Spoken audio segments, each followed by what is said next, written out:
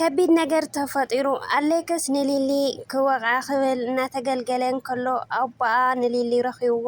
ብጣዕሚ ሰንቢዱ አሌክስ ደሞ ብተግባሩ ሓፊሩ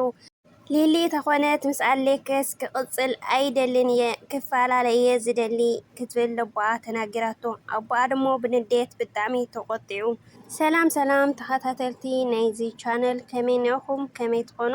ኣነ ሰላም ኣለኹ እግዚአብሔር ይመስገን በብዘለኹምዎ ሰላምኩም ብዙሕ ትርፊ የለለይ ናብልኩ ሓደሽቲ እነዛ ቻነል እንኳዕ ብሰላም ወፃኹም ሰብስክራይብ በመግባር ደሞ ቤተሰብ ኩኑ ቤተሰብ ዝኾንኩም እውን ሸር ላይክ ናገርኩም መትዋዕኩም አይፈለኒ ኩለኩም ይፈቲ እሽም በአርከስ ክቡራት ኣሕዋተይ እዚ ቪድዮ ደሞ ብላይክ ጀምርዋ ማለት እዩ። ሎማዓንቲ ሒዘልኩም ዝመፃኹ ደሞ ከምዙ ኣብ መእተዊ ክሰምዕዎ ዝፀናሕኩም ብጉዳይ ሊልን አሌክስን ኮይኑ ሎሚ ዝተፈጠረ ነገር እየ ሒዘልኩም መፅየ ዘለኹ ማለት እዩ። ክሻብ መጨረሻ ደሞ ሓቢርኩም ንፅንሑ። እሽም በአርከስ ክቡራት ኣሕዋተይ ሎማዓንቲ አሌክስ ኣብ ቅድሚ ኣቡኣ ንሊሊ እዩ ክወቅዓ ኢሉ ማለት እዩ። ኣቦ ሊሊ ደሞ ብጣዕሚ ሓዚኑን ተገሪሙን ከምኡ ደሞ ተቆጢዑን ማለት እዩ። ብድሕሪ እዚ አሌክስ እውን ብዝገበሮ ተግባር ፀኒሑ ብጣዕሚ እዩ ኣሕፊርዎ ማለት እዩ። ሊሊ ተኾነት እውን እናተይ ሂወት ኣብዚ ሕዚ ሰዓት ዘሎ ከምዚ ክትሪኦ ዝፀንሓ እዩ። ስለዚ ኣነ ምስ አሌክስ ክቅፅል አይደልን እየ ምን መንገድና ክንሕዝ እየ ዝደሊ ክትብል እያ ነቡኣ ተናጊራቶም ማለት እዩ። ብድሕሪ እዚ ደሞ ንስኻ ኣብቲ ሕዚ ሰዓት ሰብ ዘድልየኒ ሰዓት ኢኻ መፂኻ ዘለኻ እና ብምምፃኻ ደሞ ብጣዕሚ እዩ ደስ ኢልኒ ናበለቶም እያ ማለት እዩ። ኣቦ ሊሊ ተኾነ እውን ኣነ ከምዚ ኢልኩም ክሪአኩም ከለኹ ብጣዕሚ እየ ሓዚነ ምክንያቱ ንስኻቶም ፅቡቅ ሰብ ሓዳር ዝነበርኩም ቆልዑ ኢኹም ንሕና ደሞ በባኻቱም ብጣዕሚ ደስተኛታት ኢና ነርና። ሕዚ ግን ብጣዕሚ ኢና ሓዚና ምክንያቱ ንሕና ኣብ ዓዲ ኮይንና ብጣዕሚ ተረቢሽና ናብራና እውን ክንገብር ኣይከኣልናን። ንሱ ከዓኒ እናብራይ ሓዲገ ንዓኻቶም ከስተኻኽል ከረዳድአኩም ኢለ እየ ናብዚ መፅየ ዘለኹ እና ሊሊ እንታይ ዝኾን ምፍልላይ እዩ ተረዳዲእኹም ፀገምኩም ክትፈትሑ ኢኹም ኩሉ እዮም መሊሶሙላ ማለት እዩ። ብድሕሪ እዚ አሌክስ ተኾነ እውን አሌክስ ኣነ ከምዚ ኣይፈልጠካን እየ ፀጊዒ ናይ ጓለይ ኮይነ ኣይኮንኩን ግን ከዓኒ ኩሉ ትገብሮ ዘለኻ ጌጋይ መንገዲ ኢኻ ዘለኻ ስልኪ እውናይ በጭራሽ ክተልዕለና ኣይከኣልካን ብስልኪ ከውግዐካ ደልየ ነይረ ክተልዕሎ ፈቃደኛ ኣይኮንካን ሕዚ ንሊሊ ደውልሉ ኢለ እየ ፀዊዐካ ዘለኹ እና ሕዚ ግናይ ንዓኻ ከምዙ ዘርሓቁኻ ከይመስለካ ንዓኻ ክነቕፈካ ከለኹ መጀመርታ ኣብ ሓዳር ለሎ እዩ ቆይቋ ባእሲ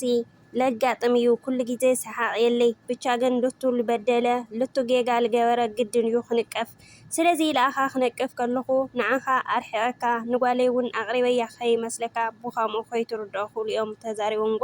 አሌክስ ተኾነ እውን በቃሽ ፀገም የብልን ግን ኣነ ጌጋዬ ኣይርድአንለይ ኣብ ምንታይ እዩ እቲ ጌጋዬ ክብል እዩ መሊሱሎም ማለት እዩ። እዚ ከዓኒ ጠንቂ መባእሲትኩም ታጓል ትሕዳእ ኮይና እንትሕዳእ በዓልቲ ሓዳርካ ዘይትፈትያ ኮይና ንምንታይ ካብኣ ዘይትርሕቕ ኢሎም እዮም ሓቲቶምጎ አሌክስ ደሞ ዘይተፀበይዎ ኣብ እምርኦም ዘይነበረ መልሲ እዩ መሊስሎም ማለት እዩ። እና እንታይ ዝሃቦም መልሲ ብሰፊሑ እየ ሒዘልኩም መፅየ እኒአኹ ግን ከዓኒ ካብ ናይ ዝሓለፈ መደቦም ንእሽተን እስከ ንምስትዋት ዝኣክል ናብኡ ከብለኩም እየ። ኣብ ዝሓለፈ መደቦም ሊሊ መፂኣ ኣባየይ ናብ አሌክስን ኣጋጢሙ ዘሎ ነገር ኩሉ ትርእይዎ ኣለኹም ኢኹም አሌክስ ደሞ ኣነ ጌገኛ ከም ዝኾንኩ እምበር ንሱ ጌጋ ከም ዘይብሉ እዩ ዝናገርሎ ኣነ ደሞ ዋላ ሓንቲ ጌጋ የብለይን ሓንቲ ጌጋዬ ውፃእ ክብሎ ኣይነበረንን ግን ከዓኒ ኣነ እናብ ስራሕካ ከይድ ክሻብ ንረጋጋዕ ቀሲልና ክንረዳዳእ እየ ዝበልክዎ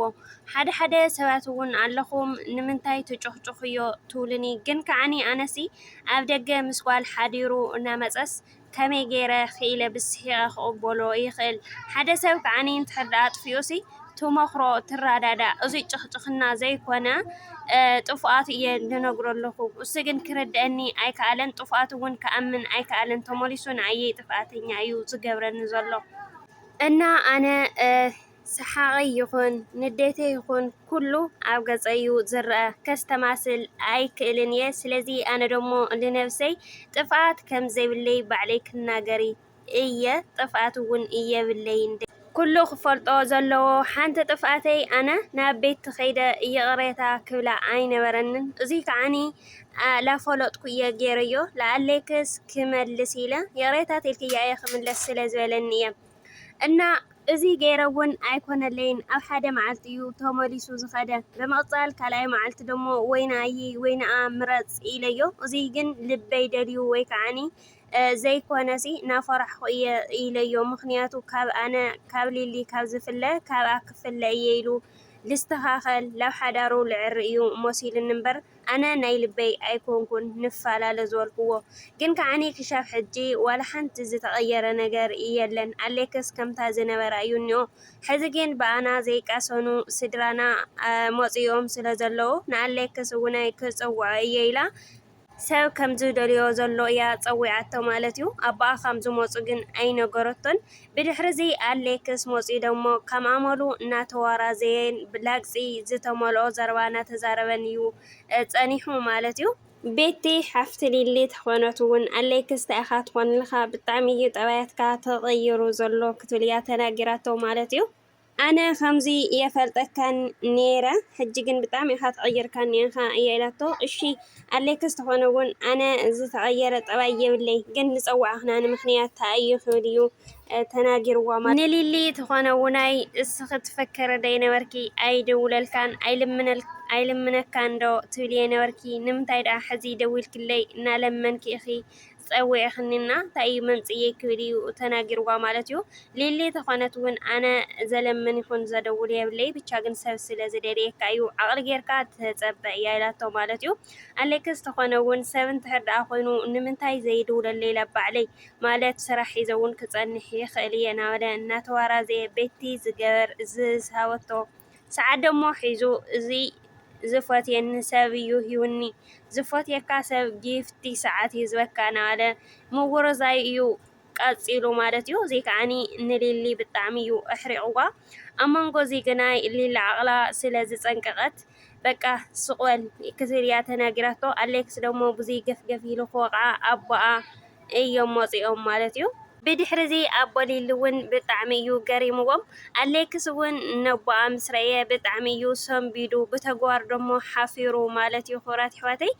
ብድሕሪዚ ደሞ ድሕሪ ሰላምታ መለዋወጢ ለኣሌክስ እንታይ ከም ዝኾነ ፀገሙ ካብኡ ደሞ ስልኪ ለየልዕለሉ ምክንያት ከዓኒ እንታይ ከም ዝኾነ እዩ ሓቲቶምዎ ማለት እዩ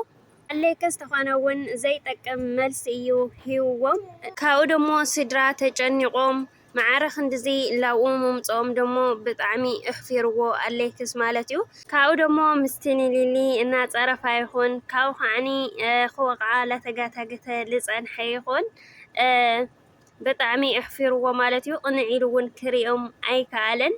እና ኩራት ኣሕዋተይ ብዚ ይቕፅል ናይ ሎማዓንቲ መደበይ እዚኣ ነይራ ሻብ ካሊእ መደብ ዝመፅእ ደሞ መበረታትዕኹም ኣይፈለየኒ እናበልኩ ሻብ ካሊእ መደብ ልምለስ ሰናይ መዓልቲ